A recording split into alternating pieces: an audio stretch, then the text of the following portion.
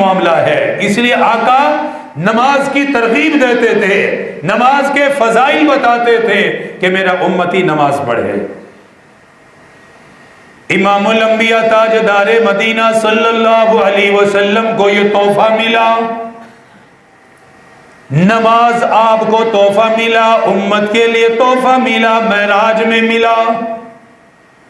تمام احکامات اللہ تعالیٰ نے دنیا میں نازل کیے، جبرائیل کے ذریعے نازل فرمائے، لیکن نماز کے لیے اللہ نے اپنے حبیب کو عرشوں پہ بلایا، عرش پہ بلا کر اپنے حبیب سے کلام فرمایا، اپنے سامنے بٹھانے کے بعد فرمایا میرے حبیب میری طرف سے آپ کے لیے، آپ کے امت کے لیے نماز تحفہ ہوگا۔ اور یہ عرش پہ جا کے تحفہ کیوں دیا؟ فرمایا جیسے آپ نے مجھ سے ملاقات کی، عرش پہ میری ملاقات کے لیے تشریف لائے، فرمایا نماز میری ملاقات کا ذریعہ ہوگا، نماز میری ملاقات کا سبب ہوگا۔ اپنی امت کو جا کے بتانا، جو مجھ سے ملاقات کرنا چاہتا ہو، مجھ سے کلام کرنا چاہتا ہو، نماز کی حالت میں آ جائے، میں اس سے کلام بھی کروں گا، نماز کی حالت میں ملاقات بھی کروں گا۔ اللہ پاک نے تحفہ بھی دیا، ساتھ یہ بھی فرمایا میرے حبیب 50 نمازیں ملی، 50 میں سے 5 نمازیں باقی رہ گئی، لیکن فرمایا تعداد میں نے کمی کی، اجر اپنی جگہ پر باقی رہے گا، ثواب اپنی جگہ پر باقی رہے گا، میرے انعامات اپنی جگہ پر باقی رہیں گے۔ فرمایا میرے حبیب آپ کی امت نمازیں 5 پڑھے گی، میں اللہ اجر 50 کا ہی عطا کروں گا۔ یہ دن میں 5 مرتبہ نماز کے لیے آئیں گے، اجر میں 50 ہی کا عطا کروں گا۔ اعمال کی ترغیب دی گئی، نماز کی اہمیت کو بیان کیا گیا، نماز کے اجر و ثواب کو بیان کیا گیا۔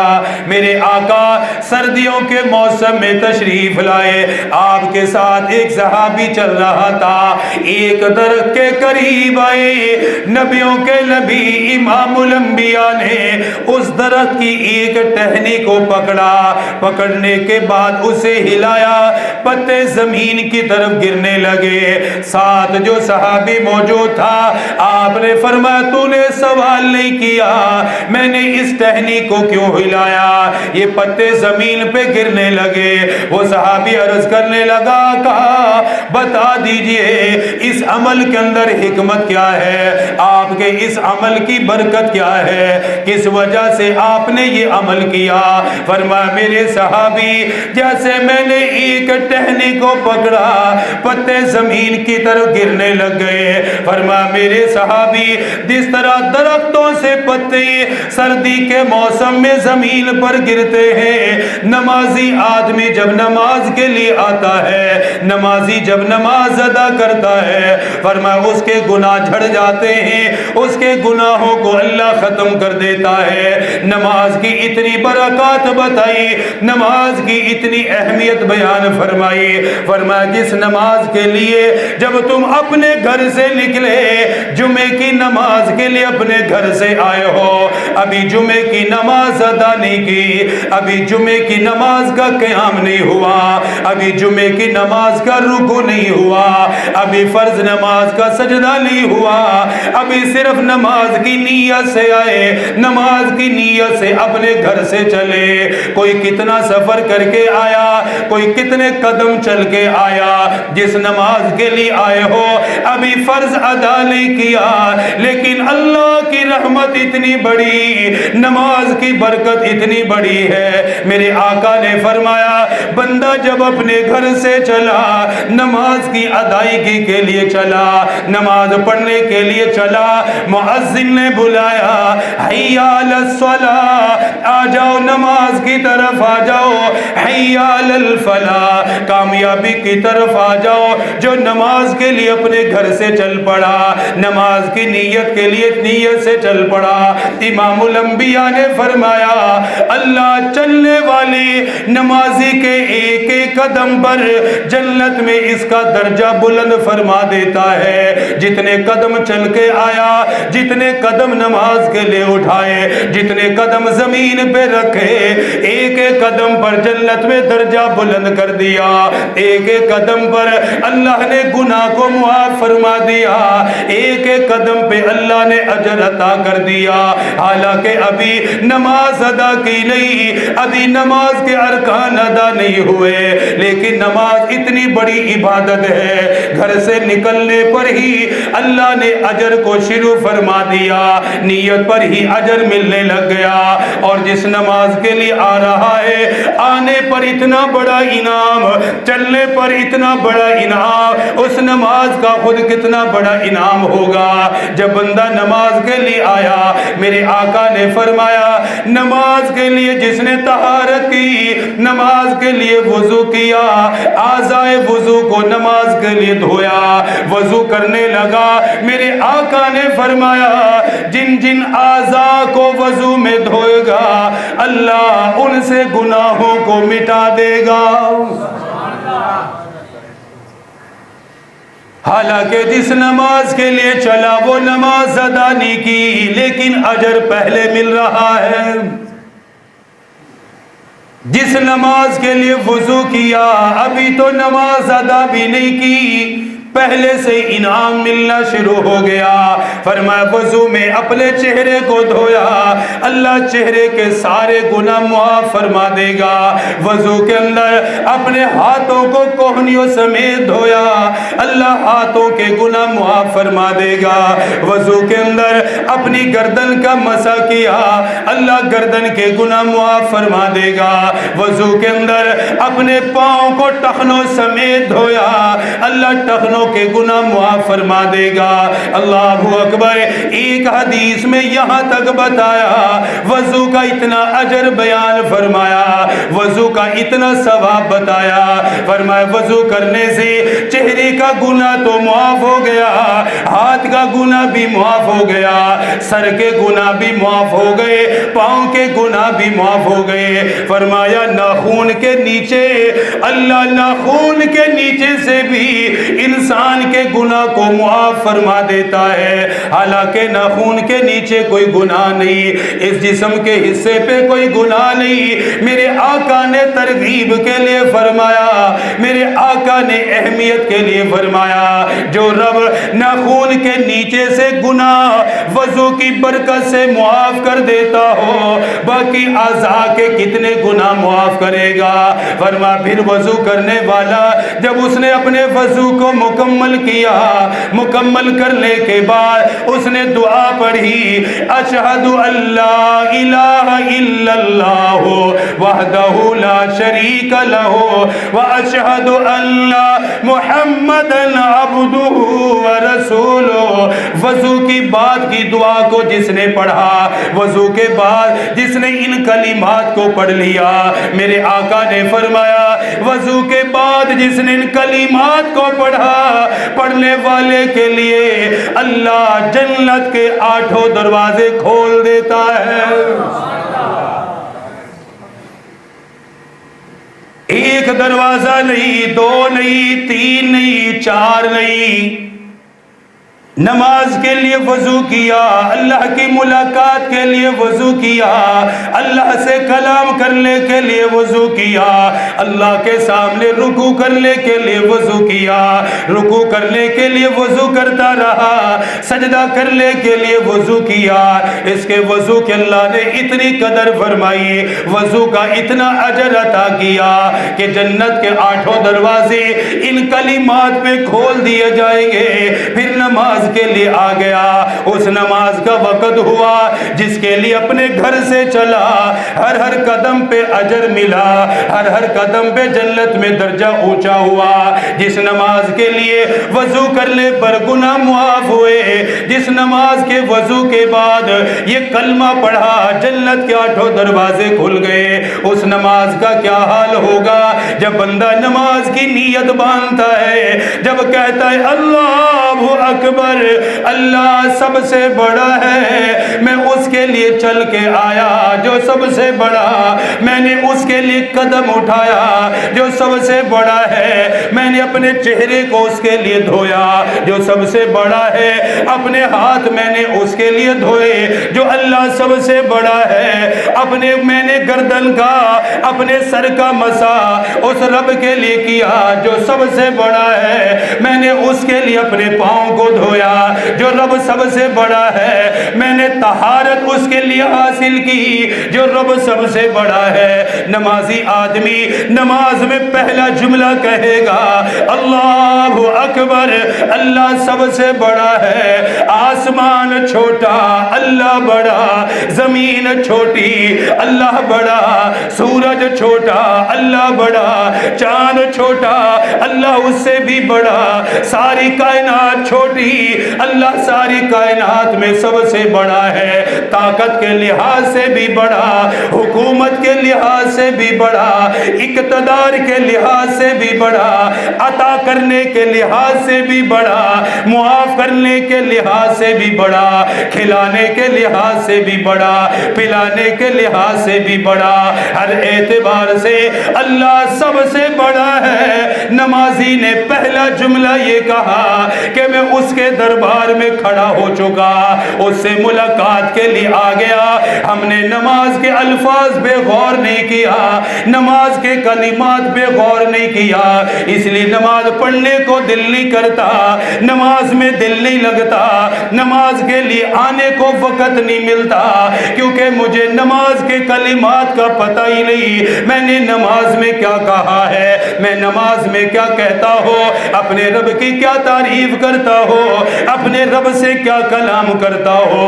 نماز کی ابتدا کس سے ہے؟ نمازی کہے گا اللہ اکبر، میں سب سے بڑے سے ملنے کے لیے آ گیا، سب سے بڑے کی ملاقات کے لیے آ گیا، سب سے بڑے کے دربار میں آ گیا۔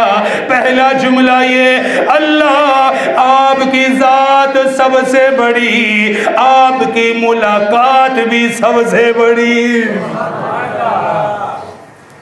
جب وہ رب سب سے بڑا ہے تو اس کی ملاقات بھی تو سب سے بڑی ہے، اس کی ملاقات کے برابر بھی کسی کی ملاقات نہیں ہے۔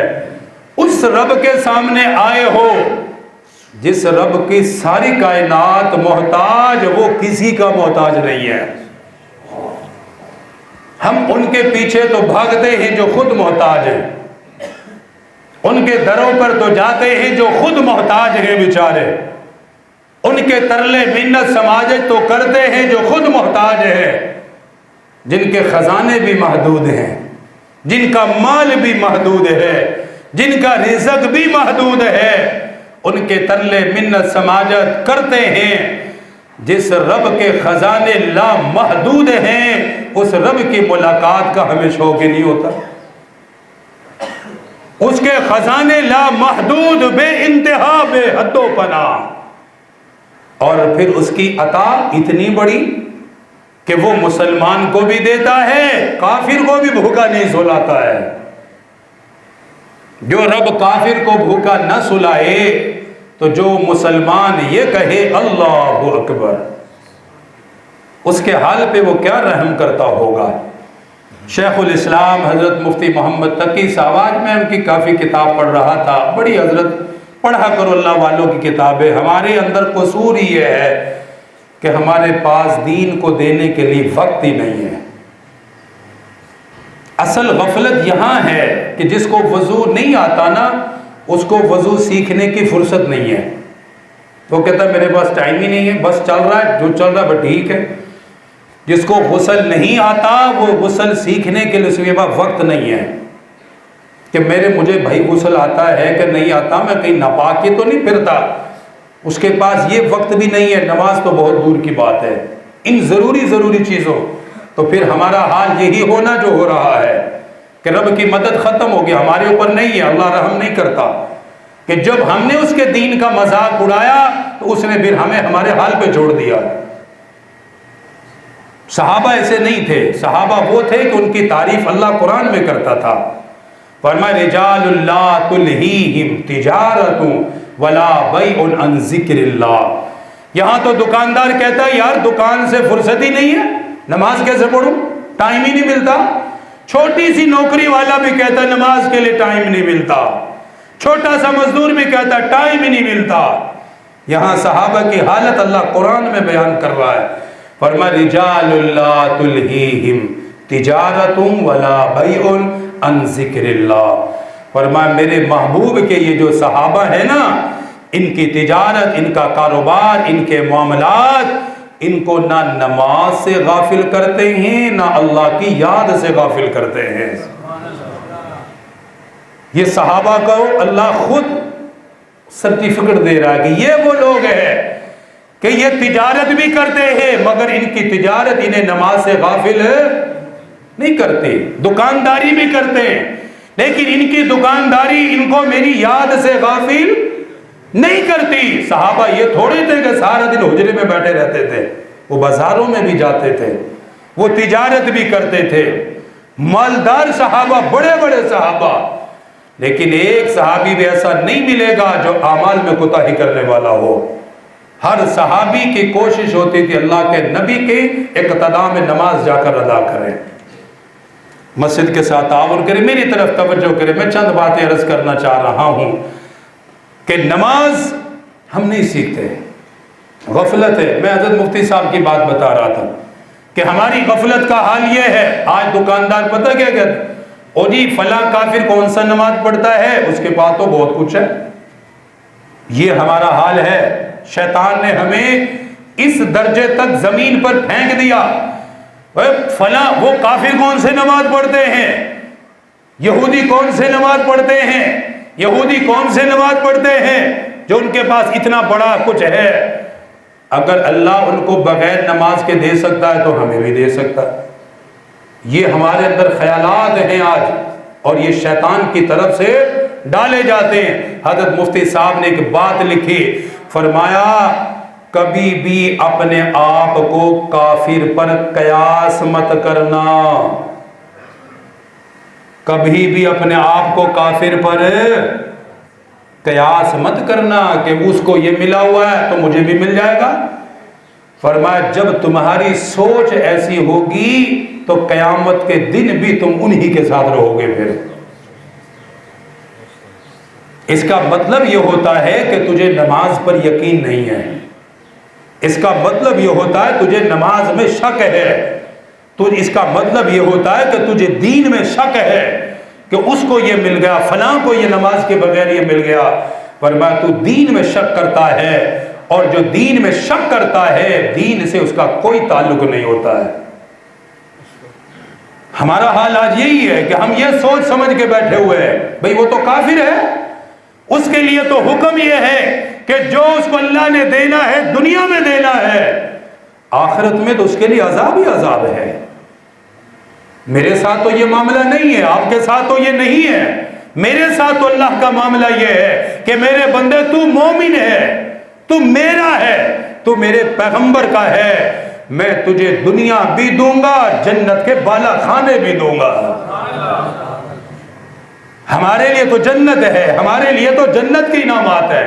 کبھی اپنے آپ کو کافر پہ قیاس مت کرو، کبھی اپنے آپ کو کسی بے نمازی کے برابر مت کھڑا کرو کہ بے نمازی ہے وہ تو فیکٹریوں کا مالک ہے فلاں مت۔ جس طرح کی سوچ رکھو گے رب انہی کے ساتھ کھڑا کرو گے۔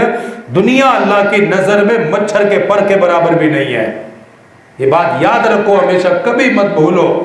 اللہ کے پاک پیغمبر میں کتنی مرتبہ سنا چکا ہوں، گندگی کے ڈھیر پہ مردہ بکری پڑی تھی، فرمایا اس کو کوئی لے گا، خریدے گا؟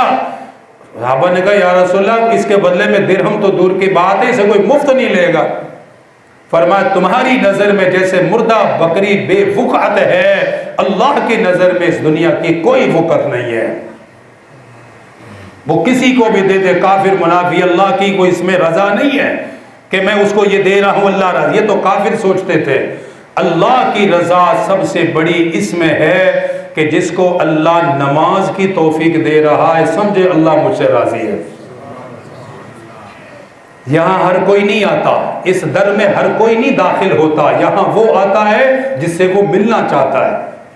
جس سے وہ ملاقات کرنا چاہتا ہے. سجدے مل رہے ہیں، اپنے آپ کو خوش نصیب سمجھو. رکوع مل رہا ہے، اپنے آپ کو خوش نصیب سمجھو. نماز کا موقع مل رہا ہے، نماز کی محبت دل میں ہے، خوش نصیب سمجھو.